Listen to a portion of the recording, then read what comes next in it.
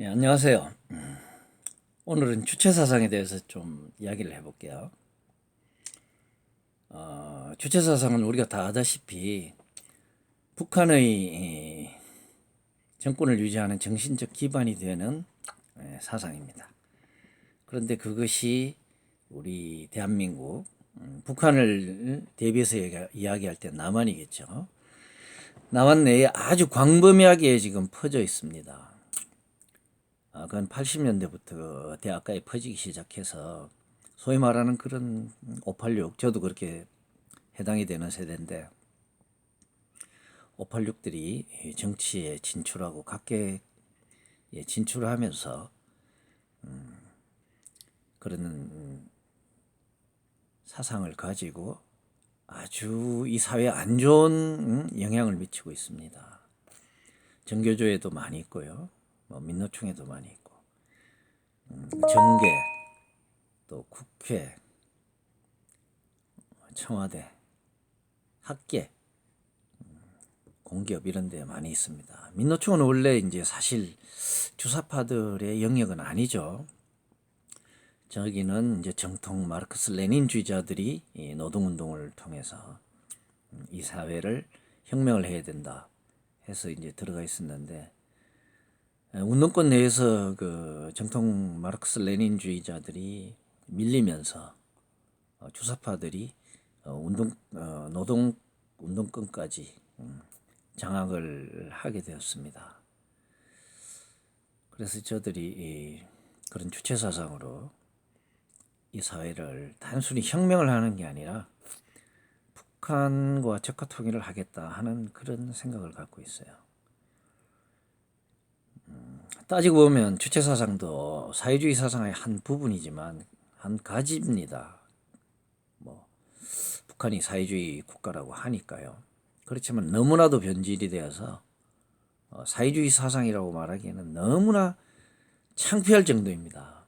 그래서 저희들이 학교 다닐 때는 아주 주사파들을 경멸했어요. 정통 사회주의를 갖고 있는 사람들이요. 그래서 진중권이나 이런 사람들도 주사파를 경멸까지 하는지는 모르겠으나 정통적인 사상이라고 보지 않습니다. 사회주의가 뭔지는 다 아시죠? 사회주의, 공산주의라는 것이 자본주의 산업혁명 이후에 자본가 계급이 급속도로 늘고 프랑스 대혁명 이후에 부르주아들이 권력을 차지하게 됨으로써 또다시 소외된 계층이 눈에 보이게 된 거죠. 열악한 노동 환경으로 인해서 이제 사실상 그 당시에 19세기에 아주 심한 인권 침해와 착취가 횡행했던 건 사실입니다. 그것을 보고 마르크스가 아주 이제 비통하게 생각한 거죠. 그래서 마르크스의 그 사회주의는 한편으로는 휴머니즘이라고도 합니다. 뭐 일면 맞는 말입니다. 착취받고 억압받는 노동자들을 돌아보는 그런 사상이니까요. 그런 정통 마르크스주의가 레닌에 의해서 이제 러시아 혁명으로 실제 이 땅의 정권으로 정치 체제로 도입이 되게 되고 뭐 거기까지는 뭐 어떤 면에서 큰 문제 없습니다. 사실 뭐 제대로 이제 철학과 사상을 공부한 사람들은 사회주의자들하고는 대화가 돼요. 왜냐하면 그들은 논리를 갖고 사고를 하기 때문에 논리적으로 대화를 하면 대화는 됩니다. 그래서 그들을 비판하고 그들의 잘못을 논리적으로 파고 들어가면 뭐 설득이 가능하기도 합니다. 뭐 일종의 똥꼬집으로 뭐 안 돌아오는 사람도 있기는 한데, 근데 이제 레닌주의까지는 그런 대로 뭐 하나의 사상의 체계라고 봐줄 수는 있는데 그 이후에 이제 스탈린이 들어오면서 독재를 시작했죠. 그리고 자기 개인 우상화를 하게 됐습니다. 그것이 이제 아시아로 넘어와서 모택동과 김일성에게 전파돼서 이제 크게 스탈린주의라고 하면은 스탈린 이후에 소련과 모택동의 중국, 북한의 김일성 이렇게 세 사람과 그 체제를 들 수 있습니다. 그 중에서도 김일성은 더 나아가서 아주 독특한 이 체계를 만들었는데 그게 주체사상입니다. 그 주체사상은 그렇게 이제 2단계, 3단계로 변환을 하다 보니까 원래의 그 사회주의 사상 본질과 너무 동떨어진 사상이 되어버렸어요. 그래서 그 황장엽 선생이 증언한 바에 의하면 일본 천황가처럼 김일성 일가가 만세일계로 전해지게 하기 위한 정신적 토대를 만드는 것이 주체사상이다. 그 주체사상을 만든 목적이 그거다. 라고 증언을 했습니다. 이건 아주 믿을만 하죠. 왜냐하면 황장엽 선생 자체가 주체사상을 만든 분이니까요. 그 정통 사회주의자들이 바라볼 때 주체사상은 한 4가지 정도 면에서 이런 사회주의에서 벗어나 있습니다. 사회주의 본질에서 아주 벗어나 있는 사상입니다. 첫 번째는 한 개인을 숭배한다. 이건 스탈린과 같은데 그 정도를 달리해요. 김일성은 아주 신의 단계에 들어가 있습니다. 단순히 지도자를 존경하고 숭배하는 정도가 아니에요.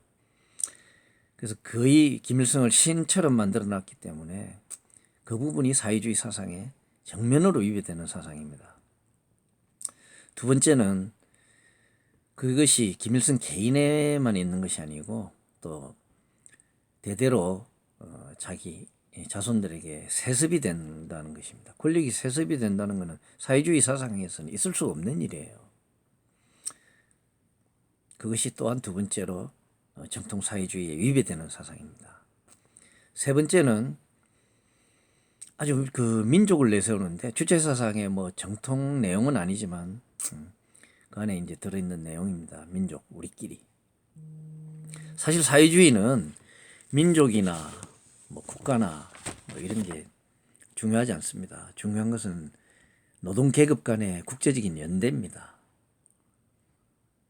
중요한 건 계급성이지 민족성이 아니에요. 그런데도 이상하게 동양에 와서는 사회주의 사상들이 다 민족을 내세우게 됐습니다. 왜냐하면 그거는 일본 제국주의에게서 독립하는 과정에서 필연적으로 나온 거예요.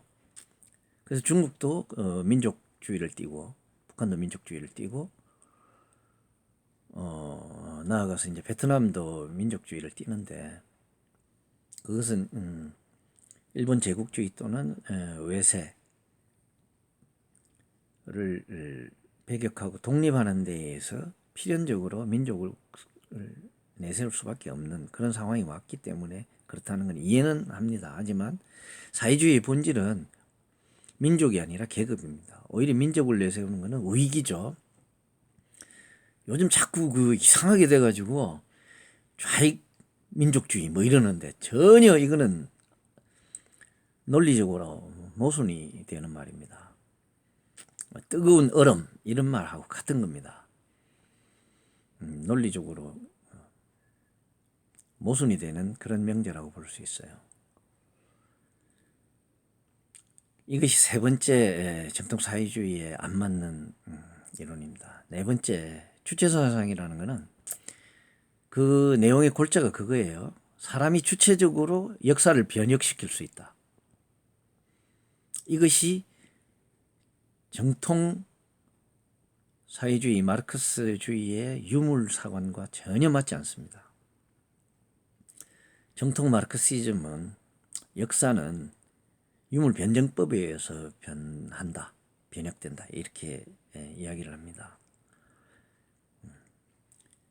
여기서 물질이라는 것은 경제관계, 경제구조, 생산력, 생산성 이런 걸 이야기하는 거죠. 그래서 원시 공산사회부터 경제의 발전 단계에 따라서 중세봉건, 고대 노예사회, 중세봉건사회, 그 다음에 근대 자본주의 사회 그것이 이제 필연적으로 사회주의 사회로 간다.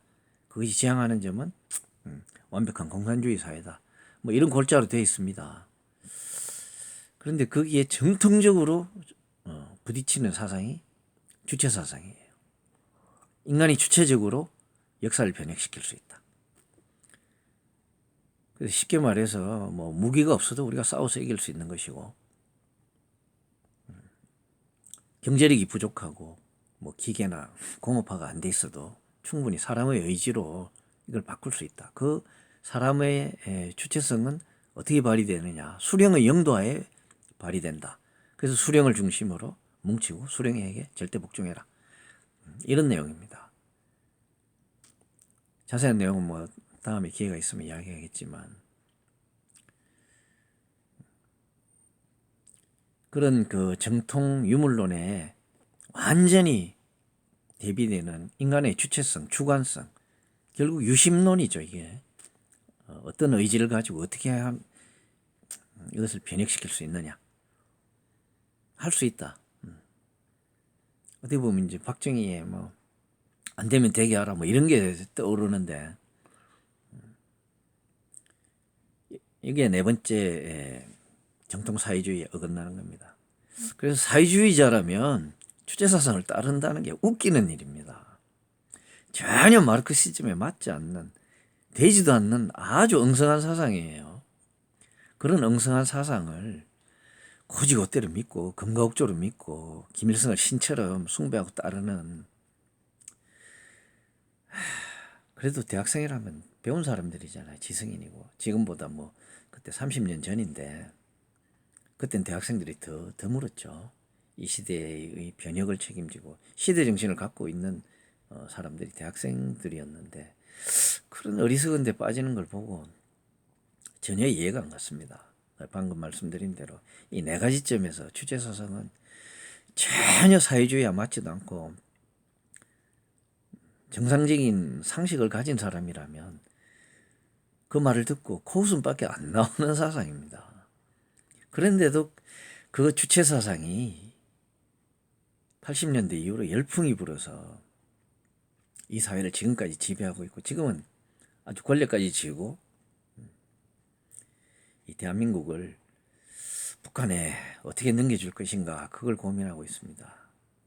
우리 국민들이 좀 깨어서요, 스스로 자각하고 무엇이 어떻게 잘못되었는지 깊이 생각해 보시고 우리가 어떻게 행동해야 되겠는지를 좀 고민해 보기를 바랍니다. 그런 우리 국민들이 되어서 깨어날 때 토크비의 말처럼 한 나라의 지도자는 그 국민의 수준을 넘지 못합니다.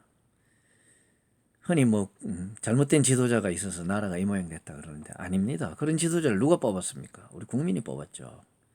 국민들의 수준이 높아져야 민주주의가 발전하고 정치가 발전하고 경제도 발전하고 더 나은 지도자가 나오는 겁니다. 나라의 주인은 누굽니까? 국민입니다. 주권 재민의 원칙이라면서요. 그건 투표할 때만 있는 게 아닙니다. 평소에 우리가 하루하루 1분 1초를 살아갈 때 우리 주위에 벌어지는 모든 현상들에 대해서 관심을 가지고 고민을 해야 됩니다.